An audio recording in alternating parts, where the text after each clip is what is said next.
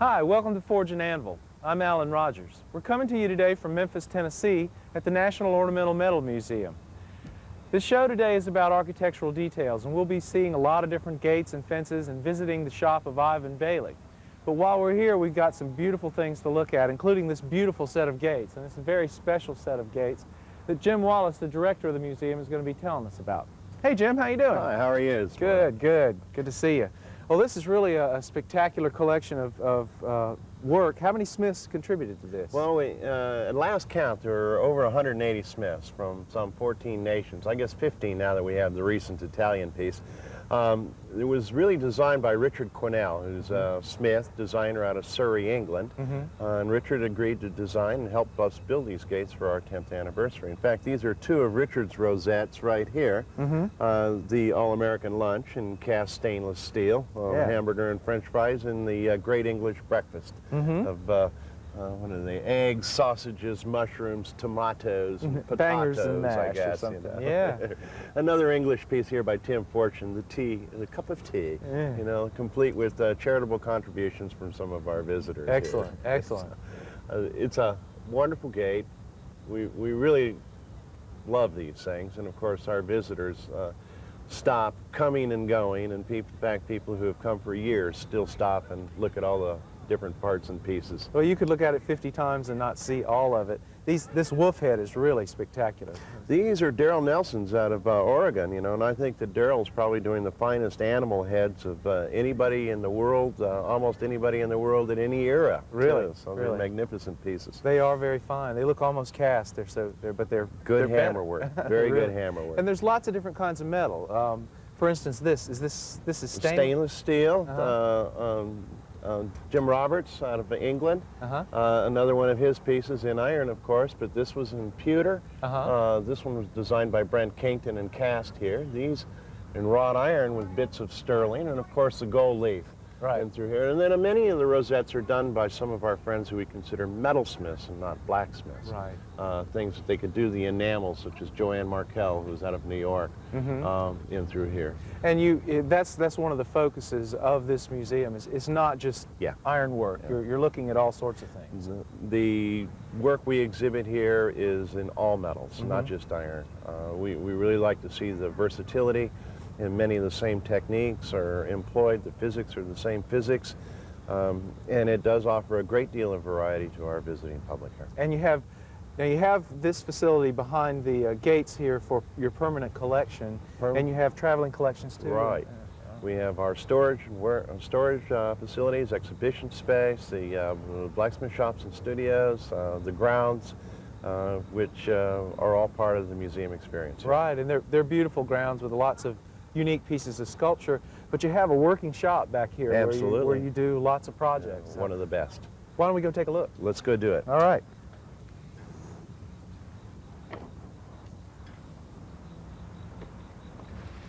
From the disaffected youth of the 60s to being an institution in blacksmithing in the 90s, Ivan Bailey's work has spanned everything from the gates at Opryland to beautiful pieces of furniture and architectural details that he's doing now here at King Plow Art Center in Atlanta. He's agreed to help us with one of our projects, so let's go talk to him. Hi, Ivan. How do you do? Pretty good. How are you doing? Good to see you again. Good to see you. We're here with Ivan Bailey at Ivan Bailey Metal Studio at King Plow Art Center in Atlanta, Georgia. Ivan's going to be showing us how to make some andirons today with a detail of a dwarf in them. And it'll demonstrate many of the different blacksmithing skills that you'll need to acquire if you're going to do real detailed ornamental work. This will be one of our more advanced projects and maybe a little bit difficult for a beginner, but let's watch it anyway. Ivan, when you begin a project like this, how do you start? What's the process? The first stage is to use visualization to get some idea of what you want to do. You relax and shut your eyes, and you sort of look as though you're over your own shoulder and see yourself making the piece. And over a period of several sessions, you can do most of your design work at that stage. Then you go to a paper and sketch it out, or you take clay like this and use the hammer to begin forming it. And you can figure out the steps you need to go through, and you can figure out the tools you need to use and whether the piece of material is the right size. And I've made one of these before, so I know that this is going to be a good-sized piece of material for the head and the body, see? And we use a thinner handle on it so that I don't have to drag all this weight every single time, because I'm not going to need more than this much material, see? And we heat it up, we put it in the forge, and get started heating it. And some of the other tools we're going to use are chisels and punches. This little dwarf will have a partner, and they'll be facing each other. And this wall will be the back of the fireplace, and the back bar of the andiron comes out like this, and the dwarfs will be holding it like this. And they'll be facing each other. So there'll be a nice active gesture, see, instead of just the ultra-traditional ones have them just standing like this with the back bar coming out of their back, see? But this is the 20th century, and we like action. Hey, motion, you know? right, exactly.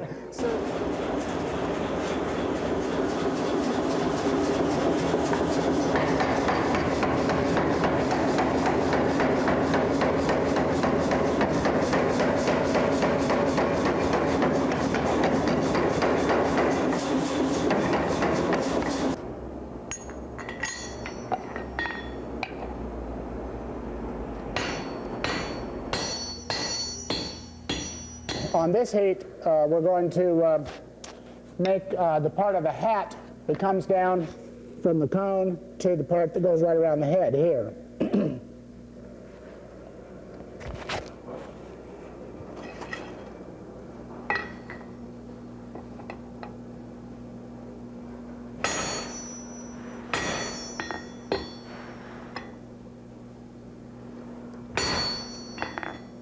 On this heat, we're going to make the part of the hat that's right next to the forehead. It's kind of a warm day to be thinking about making a wool stocking hat, but so we're going to be hammering in this ridge around here that goes right next to the hairline.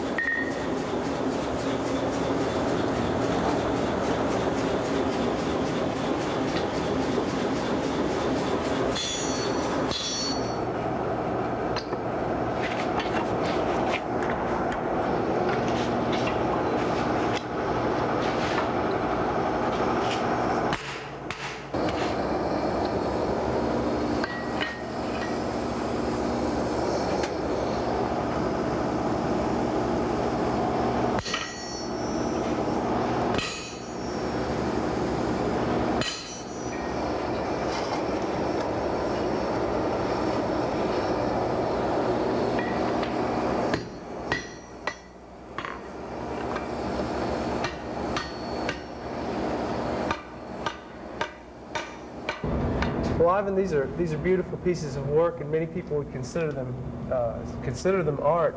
There's a conflict over the way some people define blacksmiths. Some people think they're craftsmen. Some people think they're artists. What's your take on that? Well, sometimes it's art, and sometimes it's not. And I don't spend a lot of time worrying about one or the other, because I believe that it's going to be the generation after the next one that makes the final decision what to cut and what to keep anyway. And that if we spend a lot of time worrying about that, it makes us tend to be too self-important. And I feel certain that art is not served by artists being self-important. And so a more playful, less serious attitude, I think, tends to give it a chance of being art more than the other ones. Here at the Metals Museum, you can see many examples of fine ironwork, but there are also many examples of other media. This exhibition, for instance, focuses primarily on silver work in combination with glass and enamel and semi-precious materials. One of the concepts they promote here at the Metals Museum is that metal is metal is metal, that the same techniques that apply to silver working and gold working apply to iron working. As we saw at the Hunter Museum in Chattanooga, Albert Paley began his career in metalwork as a jeweler. The only difference many times is just a matter of scale.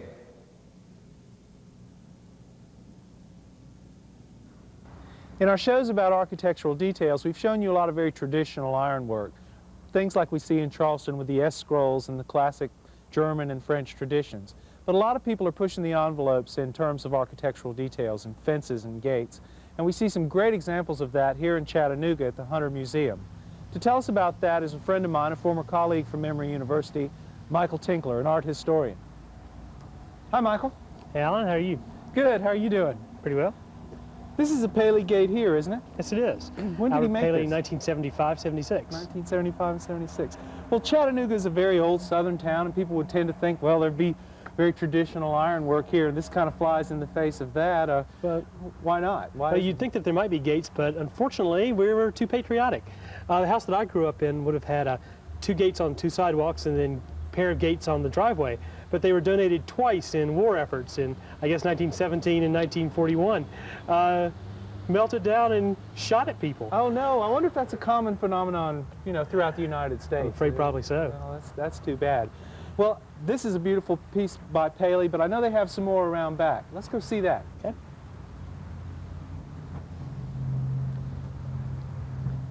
Well, this is what we were talking about earlier, Michael, the juxtaposition of a modern piece of ironwork with the Corinthian columns with the neoclassical building here. I think it was this sort of floral Corinthian capital that put them in mind of Albert Paley. Well, he certainly picked up on it with his column here. I mean, this is his interpretation to some extent, I guess, of this giant halo. And he's got all these pieces coming together, these massive pieces of steel that are all joined here with this band. I really, really love this, the way it all flows together. It's sort of like orchestrated chaos or something. I mean, it all kinds of flows. How did they come about finding Albert Paley? I mean, how did his stuff end up in Chattanooga? Well, in 1972, he won a competition for a set of gates for the Renwick Gallery at the Smithsonian. And those gates they have a lot of the same organic qualities, the beautiful curves, but they're very symmetrical. They open and close, and they're balanced, and very controlled.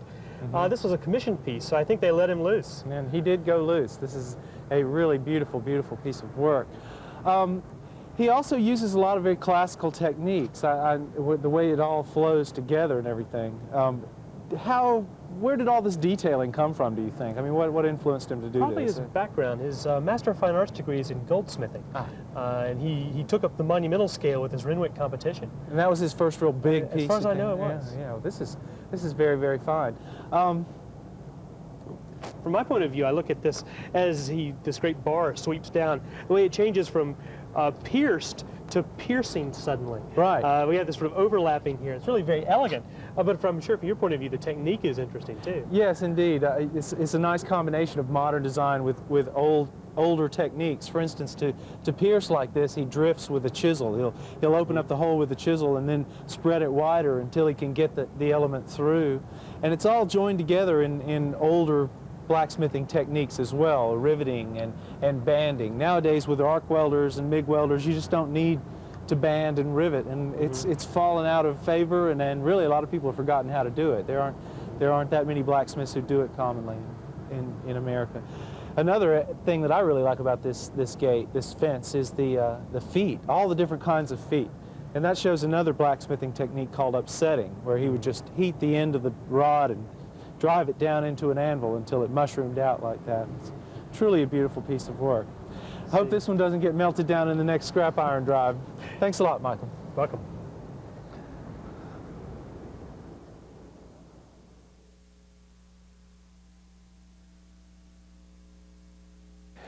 Well, I first began blacksmithing while working with a printer up in El Rito, about 50 miles north of Santa Fe, where I live now. And the printer it taught me some of the rudimentary skills, involved in forge work. These took place during evening sessions after having spent a day working in the printing shop, and in the evenings we would do repair work on much of the equipment that was turn of the century and before and was in constant need of maintenance. And through some of those early experiences dealing with the functional aspect of just keeping this machinery going, I learned very practical aspects to forge work and blacksmithing in general. In 1984, I was invited to visit Czechoslovakia and the studio of Alfred Habermann, who is a sculptor and the chief restorer of historic ironwork for the country of Czechoslovakia.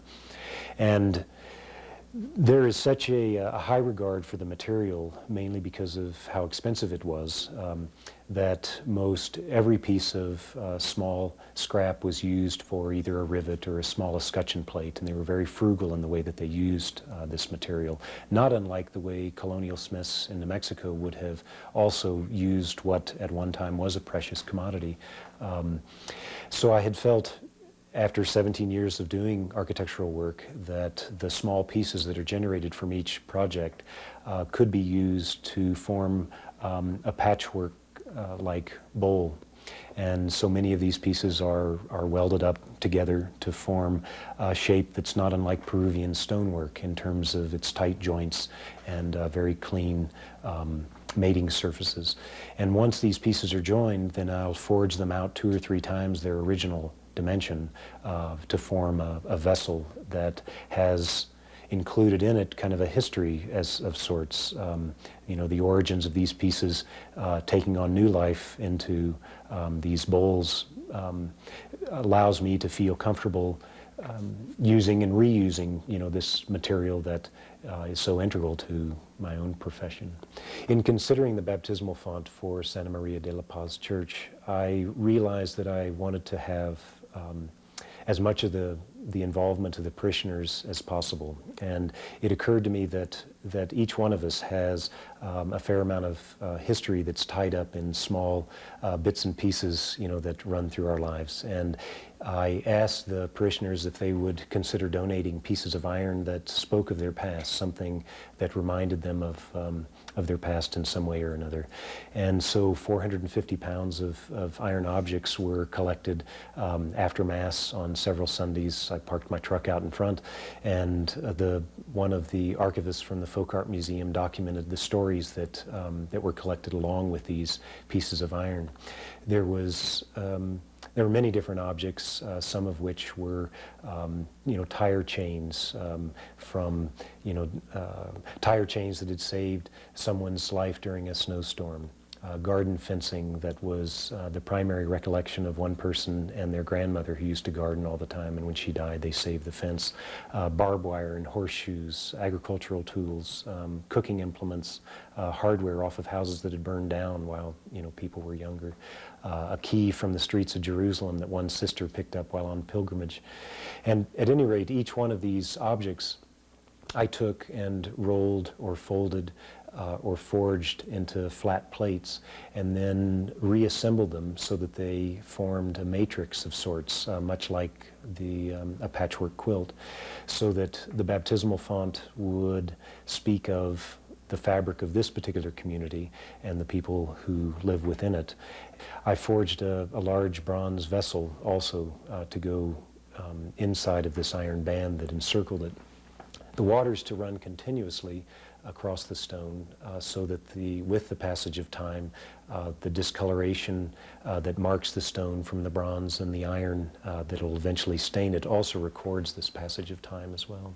In designing most projects, I try to find some small bit of design criteria that I can apply towards the entire project so that something thematic comes out of it. The client in this case had specified that the gates have no horizontals below 9 feet. And generally there's a lock rail that sits about halfway up on most gates, and this provides a truss-like structure in the middle.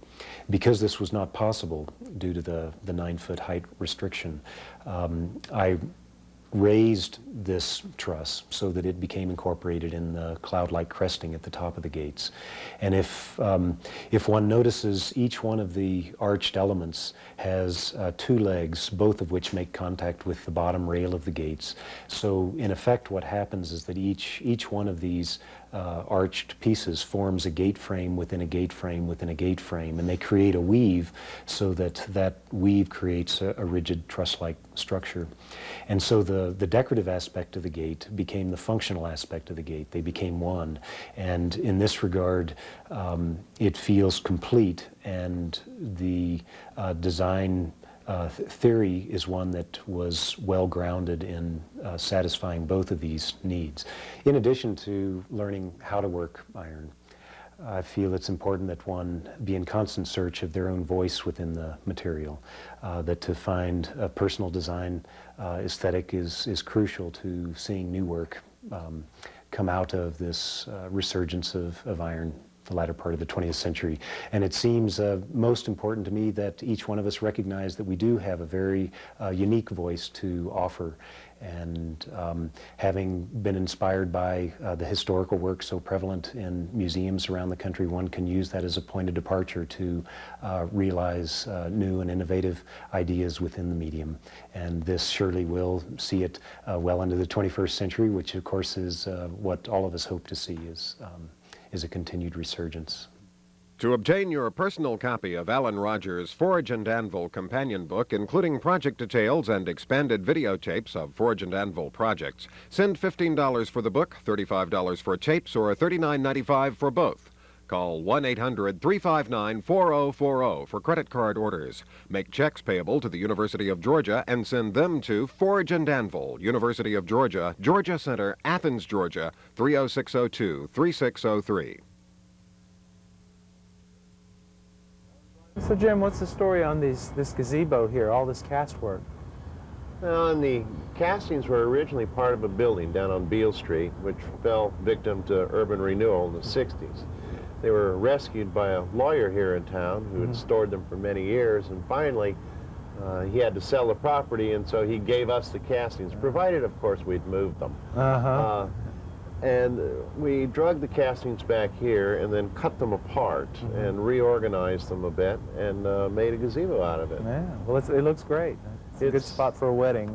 Lots of weddings, one here tonight, so we can't stay forever. Okay. We've got to vacate the property here for that. It's been very popular, and we love having it here, including we added the weather vane, our catfish weather vane, some years ago. Here Well, it's really a beautiful spot up above the Mississippi. It is, it is. What is NOMA's mission here? What are y'all trying to do with this facility? And you have the teaching facility and the museum too. What's your primary focus? Well, our primary focus is really pretty much what I guess we'd call a mission. And that's to be involved with, in many ways, the whole field of decorative metals. Everything from the tiny, shiny, the jewelry aspects of it, to large architectural or industrial pieces, for that matter. We really believe that all the metals are related, and design is design, physics are physics, and to be involved just with iron would be, well, it'd be boring. Our visitors really want to see a lot of different things, and we frankly want to do a lot of different kinds of things. Right. We run a full-blown exhibition program here, which when our visitors come in, we hope that they leave this facility with a better understanding of what has been and can be done in different metals. When the professionals visit us, which is very regularly, they too understand a little bit more about what can be done. And if they avail themselves of the opportunities of the workshops and some of the special sessions we have in our studio, or in the library area there, they leave with a much greater appreciation of perhaps historical concepts and procedures, new processes, what people are doing, with new ways of thinking. Just putting it together in a different way. You know? Well, what would you suggest if a lot of our viewers are people who are going to be taking this up as a hobby, we hope, and many of them are professionals, but to the hobbyist, how would you suggest they get started? Well, they can start by finding somewhere like here, for example, that teaches a very quick, like a weekend beginning blacksmithing or beginning metalsmithing class of some kind. See if they really want to do this. It's a lot of fun. It's an awful lot of fun, and it can be done in anybody's backyard, garage, perhaps kitchen table if mom isn't looking too much. But to see if they want to do it, and if they do, we encourage people to look at the craft schools, 1, 2, or perhaps a 3-week class somewhere there, or in some cases a local college or university may have a series of metalsmithing programs available on an adult ed basis. And finally, to go find the rest of the smiths in the neighborhood, you know, the guild or the local Abana chapter, or just a group of people that are doing it. You'll find them there. Oh yeah, they're there somewhere. They're everywhere. You They're turn over a everywhere. rock, they run out. Well, thanks for showing us all this, Jim. Well, thanks for coming by. We've really enjoyed Appreciate it. And we would encourage all of you to come to NOMA's museum here in Memphis. It's a spectacular place to visit. The workshops are really great, and the museum's wonderful itself. That's all for Forge and Anvil this week. Join us next time. So where'd you get these tables here, these old cast jobs? These are wonderful little tables from Waller Foundry and Machine. All right, all right. Understand you're going to be busy, Mr. Stanley. Yeah, we'll go see him, see how he's doing. He's a good man. Check out his He's operation. a good man.